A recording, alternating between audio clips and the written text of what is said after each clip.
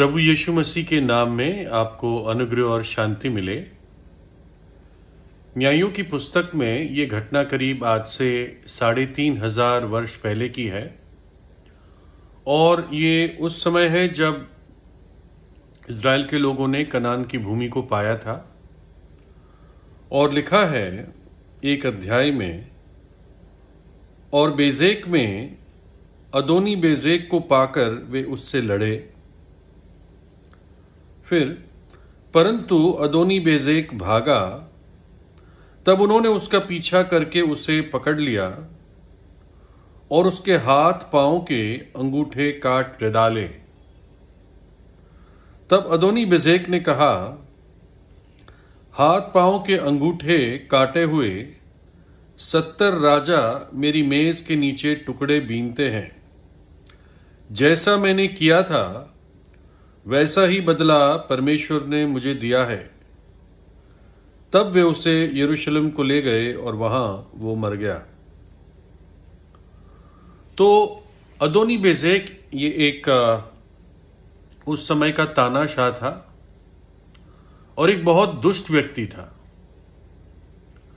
ये और राजा जो उससे कमजोर थे उनको हराता था, उनको पकड़ लेता था और उनके हाथ के अंगूठे और पैर के अंगूठे काट देता था और उन्हें अपनी बंधुआई में रखता था। और वो प्राणियों की तरह, कुत्तों की तरह उसकी मेज से वो खाना फेंकता था और वो खाना खाते थे। इस प्रकार का क्रूर व्यक्ति था वो। हाथ के अंगूठे इसलिए काट देता था ताकि वो दोबारा हथियार ना उठा सके। पैर के अंगूठे इसलिए काट देता था कि कभी सही चल ना पाए। और जब इज़राइल के लोगों ने इस भूमि को पर विजय पाई तो ऐसे ऐसे व्यक्तियों को उन्होंने सजा दी और इस अदोनी बेजेक को पकड़कर इसी के अंगूठे हाथ के और पैर के काट दिए। और जब ऐसा हुआ तो ये दुष्ट व्यक्ति भी, इसका विवेक जागा और इसने कहा कि जैसे मैंने उन 70 राजाओं के साथ किया वैसा परमेश्वर ने अब मेरे साथ किया। हमें याद रखना है कि परमेश्वर हमेशा पापों की सजा देता है ना। लेकिन कई बार हम सोचते हैं कि मेरी तो इच्छा नहीं थी पाप करने की, मेरे अंदर पाप का स्वभाव पहले से है, जो चीजें मैं करता हूं मैं करना नहीं चाहता हूं, तो मुझ पर ऐसी सजा क्यों आए, मुझे क्यों नरक का दंड मिले। तो आपसे पहले परमेश्वर ने इस बात को सोच लिया है। वो जानता है कि हम पाप की अवस्था में ही पैदा हुए हैं और परमेश्वर न्यायी है। वो कभी भी गलत न्याय नहीं करता। इसलिए मनुष्य का रूप धारण करके वो इस धरती पर आया और हमारी पापों की सजा अपने ऊपर पहले ले ली। आप पैदा भी नहीं हुए थे, उससे पहले प्रभु यीशु मसीह आज से 2020 साल पहले आकर अपने प्राण क्रूस पर दे दिए। आपकी सजा को अपने ऊपर उठा लिया, आपके पापों को, आपके श्राप को अपने ऊपर उठा लिया, ताकि जब आप सच्चा पश्चाताप करें तो परमेश्वर आपको क्षमा कर सके। यीशु का लहू आपके सारे पापों को धो सके। पाप में बने रहना यह भयानक बात है।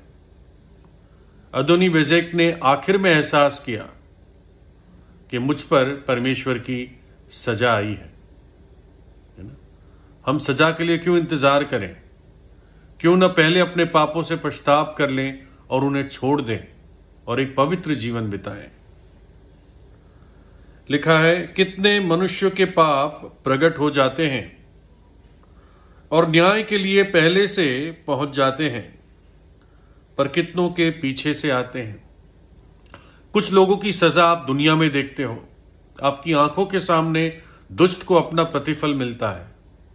कुछ के बारे में आप सोचते हो, अरे इतने बुरे हैं, इनके साथ कुछ नहीं हो रहा है। लेकिन ध्यान रखें, परमेश्वर का न्याय निश्चित रूप से आएगा। कुछ लोगों का न्याय पहले आता है, उनके पाप पहले प्रकट हो जाते हैं। जो छिपा के रखते हैं उन पर भी न्याय होता है ना, चाहे उनके पाप बाद में प्रकट हो, परमेश्वर के सामने प्रकट हो। परमेश्वर के न्याय से कोई नहीं बच सकता।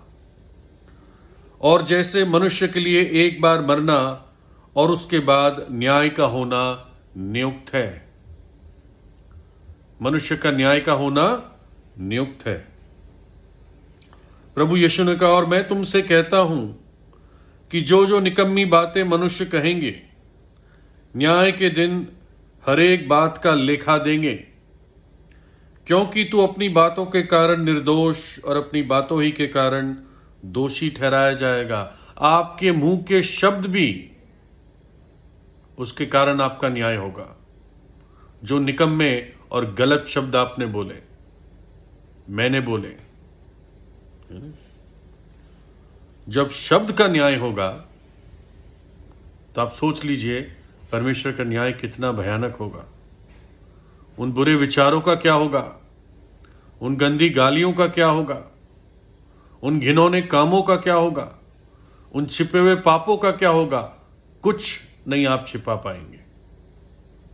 आज समय है कि पश्चाताप करके वो सारे पाप यीशु के लहू से धुल सकते हैं, क्योंकि वो जीवित है, मृतकों में से तीसरे दिन जी उठा।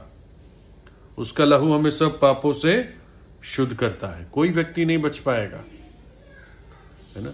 लोग आज स्पेस क्राफ्ट से ऊपर जाना चाहते हैं, तारों में जाना चाहते हैं, स्पेस एक्स बना है, लेकिन परमेश्वर कहता है ओबद्या में, कौन, यहां एक व्यक्ति कहता है जो घमंडी है, जो सोचता है मैं बच जाऊंगा, वो कहता है कौन मुझे भूमि पर उतार देगा। और परमेश्वर कहता है, परंतु चाहे तो उकाब की नाई ऊंचा उड़ता हो, वरन तारागण के बीच में अपना घोंसला बनाए हो, तो भी मैं तुझे वहां से नीचे गिराऊंगा। यहोवा परमेश्वर की ये वाणी है। तारागण में भी अपना घर बना लेगा, या पृथ्वी की गहराई में, वहां से भी खींच कर लाऊंगा तुझे, तेरा न्याय करूंगा। लेकिन क्या हमें इस न्याय में जाने की आवश्यकता है?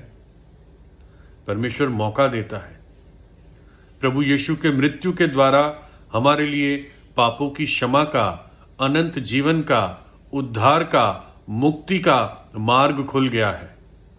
प्रभु यीशु कहता है, मार्ग, सत्य और जीवन मैं ही हूं, है ना।